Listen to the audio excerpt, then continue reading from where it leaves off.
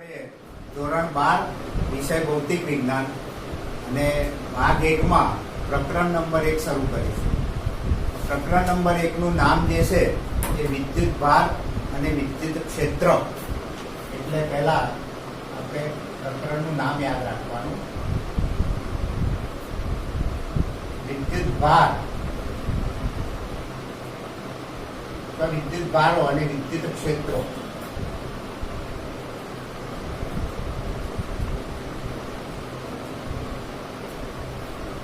તો સૌથી પહેલા વિદ્યુત ભાર એટલે શું એ આપણે જાણવું પડે. હવે વિદ્યુત ભાર શું છે એ સમજવા માટે સૌથી પહેલા આપણે કેટલીક ઘટનાઓ જોવા મળે છે એનો અભ્યાસ કરવો પડે. દાખલા તરીકે ચોમાસામાં વીજળી થાય છે, તે વીજળીના ચમકારા પ્રકાશ આપણે જોઈએ છે. એટલે વિદ્યુત ભાર એટલે શું એ સમજવા માટે સૌથી પહેલા આપણે ઉદાહરણની વિચારણા કરવી પડે. એટલે દાખલા તરીકે ચોમાસામાં વીજળી થાય, તેના ચમકારા આવે છે, પ્રકાશ થાય છે, તે વીજળીના ચમકારા એ વિદ્યુત ભાર છે, જે આપણે જાણતા નથી. તો સૌથી પહેલા એ વીજળીના ચમકારામાં ઘર્ષણની પ્રક્રિયા થાય છે અને ઘર્ષણની પ્રક્રિયાને કારણે વિદ્યુત ભારનું વહન થાય અને વિદ્યુત ભારનું જે વહન થાય એને કારણે વીજળી દેખાય છે. બીજું, આપણે ધારો કે બેઠા હોઈએ પ્લાસ્ટિકની ખુરશીમાં અને પ્લાસ્ટિકની ખુરશીમાંથી ઊભા થઈએ, આપણા કપડા પ્લાસ્ટિકની ખુરશી સાથે ઘસાય, એટલે ઘર્ષણની પ્રક્રિયા છે. તે ઘર્ષણની પ્રક્રિયામાં પણ આપણા કપડા ખેંચાતા હોય એવું લાગે છે. બસની અંદર બેઠા હોય, બસમાં લોખંડનો સળિયો આપણે પકડેલો હોય અને બસને બ્રેક વાગે, આપણો હાથ ઘસાય તો પણ આપણને વીજળી અથવા તો એમ લાગે કે ઘર્ષણ થયું, આંચકો લાગ્યો એવું લાગે છે. તો આને પણ એટલે વિદ્યુત ભારના થોડાક ઉદાહરણ છે આપણે ધ્યાનમાં રાખવાના. વીજળીના ચમકારા,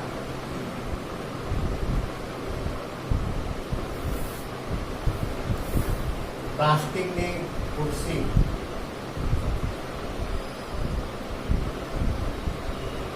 ઊભા થઈએ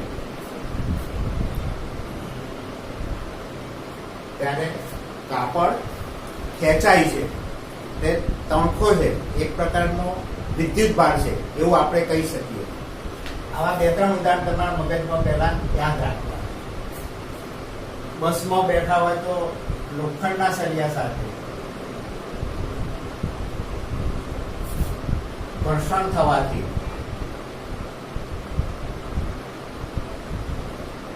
વિદ્યુતનો આંચકો લાગતો એવો અનુભવ થાય છે. એ આપણે અનુભવેલું છે. તમે બધા અનુભવો પરથી વિદ્યુત ભાર શું છે એ આપણે સમજવા પ્રયત્ન કરીએ. એટલે હકીકતમાં હવે વિદ્યુત ભાર એને સમજવો હોય તો વિદ્યુત ભાર નરી આંખે દેખાતો નથી. તો વિદ્યુત ભાર દેખાય નહીં તો એની સમજ કેવી રીતે પડે? તો એના માટે આપણે વિચાર કરવો પડે. 11ના ધોરણમાં આપણે ગુરુત્વાકર્ષણ ભણ્યા. બેઝિક બાબતો થોડી વિચારીએ તો સહેલું પડે. અને ગુરુત્વાકર્ષણ બળ એ ઉદ્ભવવાનું કારણ શું તે બધાને ખબર હશે. દળ છે. આ દળને કારણે ગુરુત્વાકર્ષણ બળ લાગે એવું 11મા ધોરણમાં આપણે ભણેલા. તો આ વિદ્યુત ભાર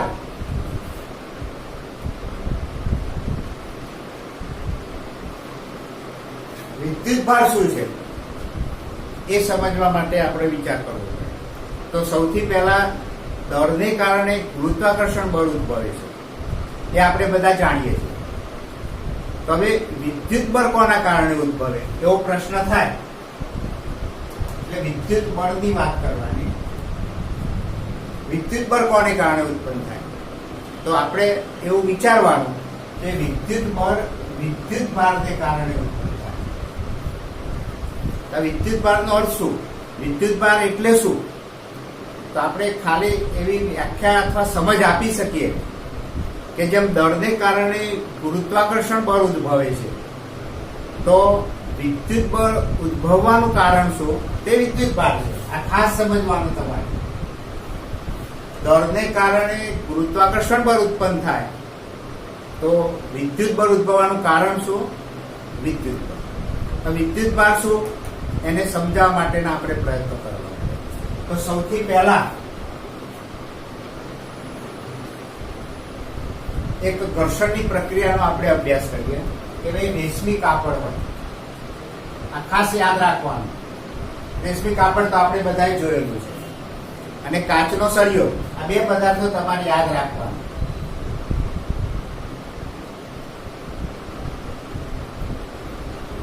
રેશમી કાપડ અને કાચનો સળિયો, બંને પદાર્થો આપણે જોયેલા છે. હવે રેશમી કાપડ અને કાચનો સળિયો બંને તટસ્થ પદાર્થો છે, એટલે ખાસ સમજવાનું. તટસ્થ પદાર્થો, તટસ્થ પદાર્થ કોને કહેવાય તે પણ તમને ખબર હોવી જોઈએ કે જે પદાર્થમાં પ્રોટોન અને ઇલેક્ટ્રોનની સંખ્યા સરખી હોય એ તટસ્થ પદાર્થ કહેવાય. કેમિસ્ટ્રીમાં પણ આવું આવે છે. જે પદાર્થમાં પ્રોટોન અને ઇલેક્ટ્રોનની સંખ્યા સરખી હોય એ તટસ્થ પદાર્થ કહેવાય.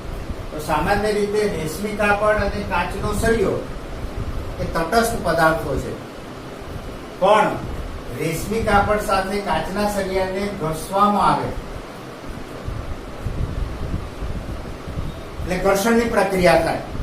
તો ઘર્ષણની પ્રક્રિયામાં શું થશે કે રેશમી કાપડ અને કાચના સળિયાને ધારો કે આપણે આમ ઘસીએ તો ઘર્ષણની પ્રક્રિયામાં કાચનો સળિયો, આ ખાસ ધ્યાન રાખવાનું, ઇલેક્ટ્રોન ગુમાવે છે.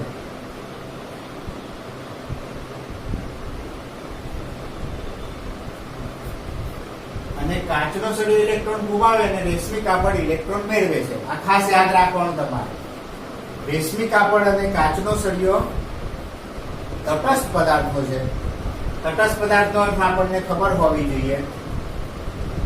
રેશમી કાપડને કાચના સળિયા સાથે ઘસવાની પ્રક્રિયા કરીએ, ઘર્ષણની પ્રક્રિયા કરીએ તો સામાન્ય રીતે ઇલેક્ટ્રોન કાચના સળિયામાંથી રેશમી કાપડમાં જાય છે, અને કાચનો સળિયો ધન વિદ્યુતભાર પ્રાપ્ત કરે છે એવું કહેવાય. ઇલેક્ટ્રોન ગુમાવે ધન વિદ્યુતભાર પ્રાપ્ત કરે, અને જે પદાર્થ ઇલેક્ટ્રોન મેળવે એ ઋણ વિદ્યુતભાર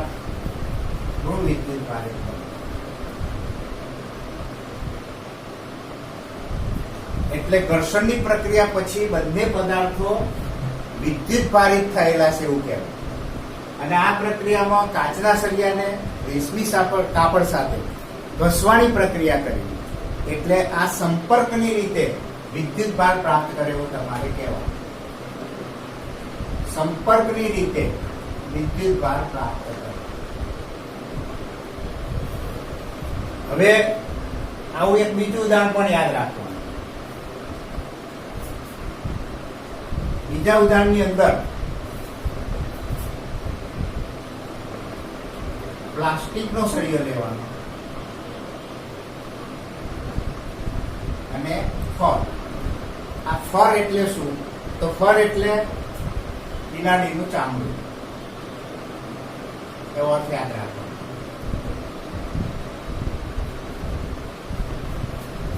એટલે પ્લાસ્ટિકના સળિયાને ફર સાથે ઘસવામાં આવે. હમણાં સમજાય જ રીતે. હવે તો પ્લાસ્ટિકના સળિયાને ફર સાથે ઘસવામાં આવે તો આ ફર ઇલેક્ટ્રોન ગુમાવે છે. આ ખાસ યાદ રાખવાનું, કયો પદાર્થ ઇલેક્ટ્રોન ગુમાવે એ ધ્યાન પર રાખો. તો ફર ઇલેક્ટ્રોન ગુમાવે છે અને એ ધન વિદ્યુત ભારિત બને છે, અને પ્લાસ્ટિકનો સળિયો ઋણ વિદ્યુત ભારિત બને.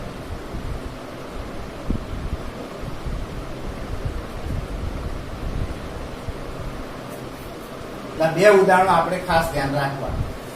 તો ફરીથી રેશમી કાપડ અને કાચનો સળિયો હોય તો કાચનો સળિયો ઇલેક્ટ્રોન ગુમાવે, ધન વિદ્યુત ભાર બને, અને આ રેશમી કાપડ ઋણ વિદ્યુત ભાર બને. પ્લાસ્ટિકનો સળિયો અને ફળનું ઉદાહરણ યાદ રાખવાનું. તો આમાં પ્લાસ્ટિકનો સળિયો ઋણ વિદ્યુત ભારિત બને છે અને ફળ ધન વિદ્યુત ભારિત. હવે પ્રશ્ન એવો થાય કે આ પદાર્થો આવી રીતે વિદ્યુત ભાર પ્રાપ્ત કરે પછી આપણે એક પ્રયોગ ફરી કરીએ કે ભાઈ રેશમી કાપડને કાચના સળિયા સાથે ઘસીએ તો એ ધન વિદ્યુત ભાર ધારણ કરે છે, કાચનો સળિયો. અને પ્લાસ્ટિકના સળિયાને બળ સાથે ઘર્ષણ કરવામાં આવે તો પ્લાસ્ટિકનો સળિયો ઋણ વિદ્યુત ભાર ધરાવે. પ્લાસ્ટિકનો સળિયો, કાચનો સળિયો ધન વિદ્યુત ભારી છે અને ઋણ વિદ્યુત ભારી છે. ધન અને ઋણ વિદ્યુત ભારનો આપણે થોડો પરિચય મેળવ્યો. હવે જુઓ, આ કાચના સળિયાને પ્લાસ્ટિકના સળિયા સાથે નજીકમાં લાવીએ, એમની વચ્ચે આકર્ષણ બળ લાગે છે.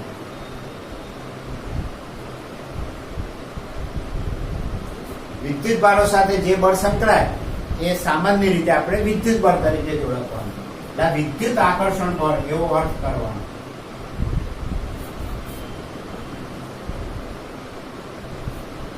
અને રેશમી કાપડ અને પ્લાસ્ટિકનો સળિયો જો નજીક લાવવામાં આવે તો બંને ઋણ છે, એટલે ઋણ અને ઋણ વચ્ચે અપાકર્ષણ બળ લાગે.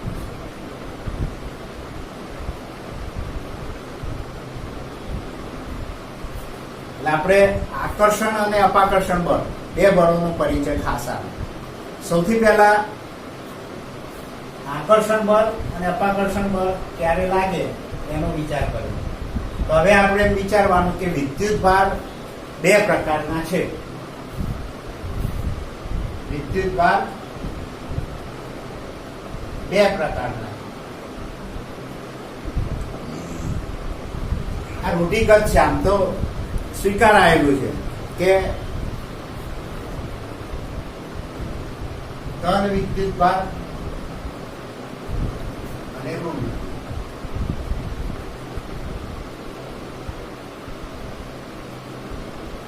વિદ્યુત ભારના બે પ્રકાર આપણને ખબર છે જ, આમ તો ઘણા વર્ષોથી તમે ભણો જ છો એટલે બે પ્રકાર ધન અને ઋણ ખબર છે. પણ સમજવા માટે આપણે વિદ્યુત ભાર બે પ્રકાર ધન અને ઋણ, એટલે ખાસ ઉદાહરણમાં ધ્યાન રાખીએ કે પ્રોટોન ધન વિદ્યુત ભાર ધરાવે અને ઇલેક્ટ્રોન ઋણ વિદ્યુત ભાર ધરાવે. આ માહિતી પણ આપણને ખબર છે કે ન્યુટ્રોન તટસ્થ છે, તો એ પણ ખ્યાલમાં થોડું રાખવાનું કે ન્યુટ્રોન તટસ્થ છે. એટલે ફરી ધ્યાન રાખવાનું, વિદ્યુત ભાર બે પ્રકારના, ધન વિદ્યુત ભાર ઋણ વિદ્યુત ભાર. ઉદાહરણમાં થોડુંક યાદ રાખવાનું, પ્રોટોન અને ઇલેક્ટ્રોન. ન્યુટ્રોન તટસ્થ છે. હવે આપણને પ્રશ્ન એવો થાય કે આ પદાર્થો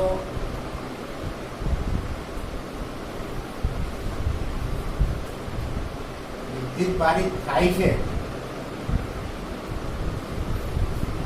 ઘર્ષણની પ્રક્રિયામાં પદાર્થો વિદ્યુત ભારિત થાય છે, એનું કારણ શું?